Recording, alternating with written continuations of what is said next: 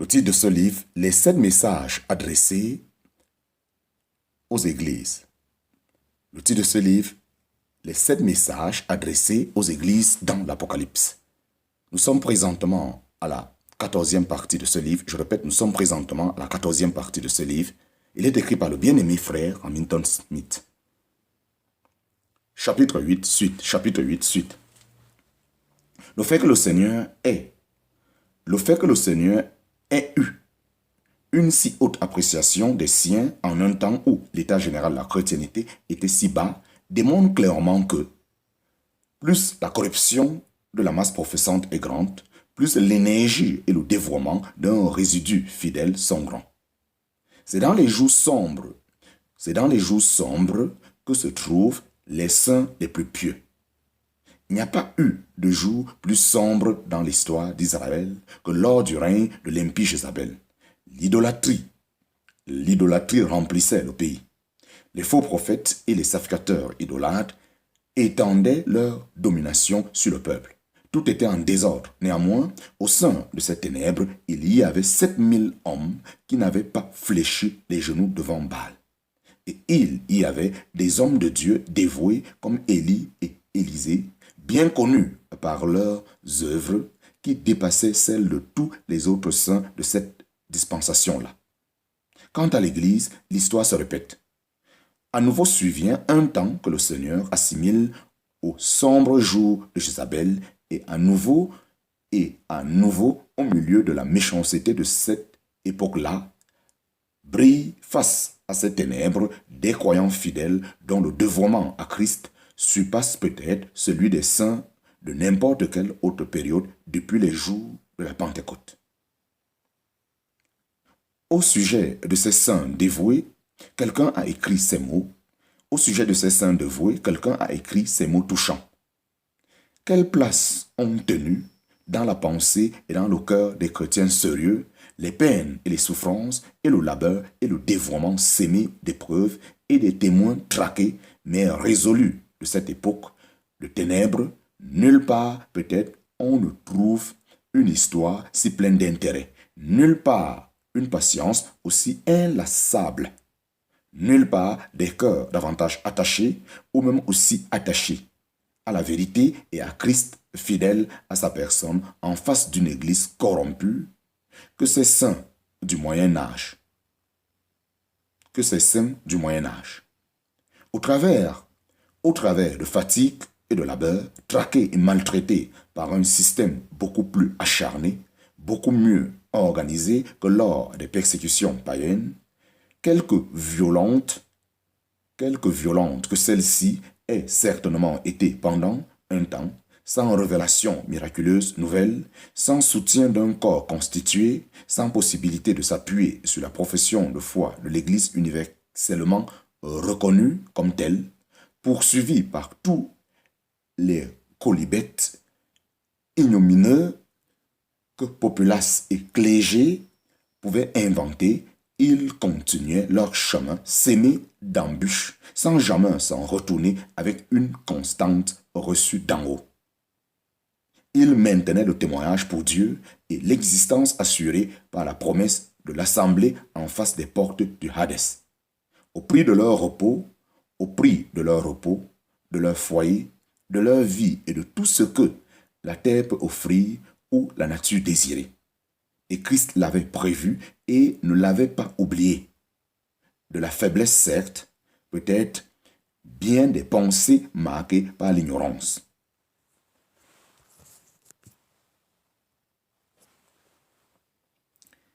Des efforts de Satan pour mêler le mal et le bien, couronnés parfois de succès et certains menant aujourd'hui une vie facile, se plaisant à trouver les points faibles et les erreurs avec succès aussi peut-être.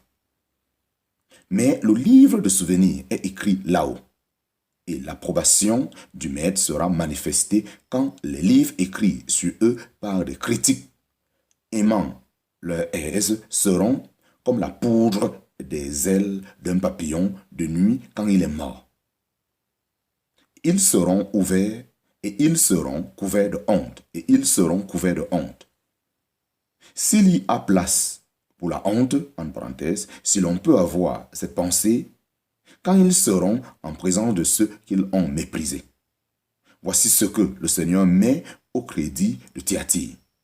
Pour les hommes de ce temps, ils ne faisaient pas partie de l'Église, pas plus que pour bien des sages d'aujourd'hui. Mais pour Christ, ils en sont ce qu'il y a de plus précieux. Apocalypse chapitre 2, verset 20. Apocalypse chapitre 2, verset 20. Ainsi le Seigneur se plaît à approuver ces saints dévoués qui vivaient au milieu des épaisses ténèbres du Moyen-Âge. Il leur apportera encore une parole d'encouragement, mais il ouvre d'abord une parenthèse pour prononcer la condamnation sur ce qu'ils éprouvent, sur ce qu'ils reprouvent si énergiquement. Les versets 20 à 23 placent devant nous, sous le symbole de Jézabel et de ses enfants, l'état effrayant qui était le résultat d'un système ecclésiastique mondain dont l'ambition était de gouverner la chrétienté. Pour comprendre la signification de la femme Jézabel, nous devons nous rappeler l'histoire d'Israël dans les jours de la reine portant ce nom. Akab était le roi qui fit ce qui est mauvais aux yeux de l'Éternel plus que tous ceux qui avaient été avant lui. En parenthèse, 1 Roi chapitre 16, verset 30. Il pécha grandement en prenant pour femme Jézabel, la fille d'Étabal, roi des Sidoniens. En contractant cette alliance impie, il perdit son autorité royale et permit à cette méchante femme de gouverner et même d'écrire des lettres en son nom et de les sceller de son sceau. Sous son autorité, le pays tout entier tomba dans l'idolâtrie. Les faux prophètes de Baal furent protégés et les prophètes de l'Éternel persécutés. Ce triste état de la nation d'Israël sous la domination de Jézabel se répète dans la période de l'histoire de l'Église représentée par Thyatire. Par suite de l'alliance infidèle de l'Église avec le monde dans la période de Pergame, il s'élève un faux système ecclésiastique qui cherche à dominer la chrétienté, qui se dit prophète et déclare parler avec une autorité divine et communiquer la pensée de Dieu, qui s'érige en docteur et conducteur du peuple de Dieu. Le Seigneur dit en effet, « Tu laisses faire la femme Jézabel qui se dit prophétesse et elle enseigne et égare mes esclaves. » Ainsi, la parole de Dieu qui donne la pensée de Dieu, l'Esprit de Dieu qui est le vrai docteur et Christ qui est le chef et le conducteur de son peuple sont mis de côté et remplacés par l'enseignement de ce système impie.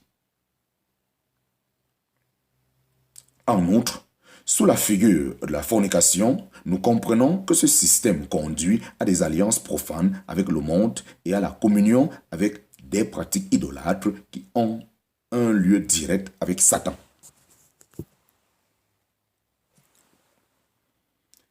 Ainsi, dans ce court message à l'ange de l'assemblée qui est à Thyatire, le Seigneur résume les traits marquants de cette affreuse tyrannie ecclésiastique qui, ayant son expression suprême dans Rome, a dominé la chrétienté au Moyen-Âge et continue à le faire comme aussi les mouvements apparentés symbolisés par les enfants de Jézabel jusqu'à la fin de la période de l'Église. Apocalypse chapitre 2, verset 21. Apocalypse chapitre 2, verset 21. Du temps lui a été donné pour se repentir, mais le Seigneur dit, elle ne veut pas se repentir.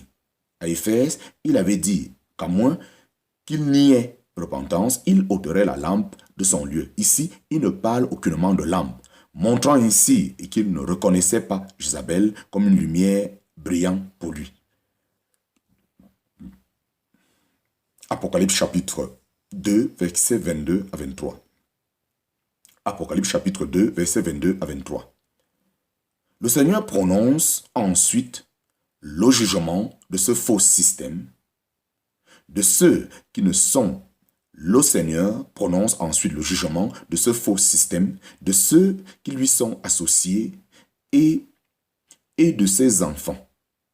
Le Seigneur prononce ensuite le jugement de ce faux système, de ceux qui lui sont associés et de ses enfants. Une grande tribulation. Une grande tribulation. Une grande tribulation viendra sur ce système infâme. Il s'agit sûrement du temps annoncé avec plus de détails dans les chapitres 17 et 18 de l'Apocalypse, où l'Empire romain ressuscité sera un instrument dans la main de Dieu pour détruire ce système. Deux classes de personnes partageront son jugement. D'une part, ceux qui sont trouvés dans une alliance impie avec lui, les rois de la terre et les marchands qui, pour faire prospérer leur affaire, ont reconnu son sceptre et ont fait alliance avec lui. En parenthèse, Apocalypse chapitre 18, verset 9. D'autre part, il y a ceux qui sont appelés ses enfants. Il ne faut pas en déduire que quelques enfants de Dieu soient compris dans cette expression. Ces enfants sont ceux qui sont directement issus de ce système pernicieux. Ces gens qui, comme Jézabel, font profession du christianisme, mais sont de vrais idolâtres. Un jugement définitif tombe sur eux. Ils sont mis à mort en séparation complète d'avec Dieu. Il ne leur est pas permis de demeurer plus longtemps sur la terre.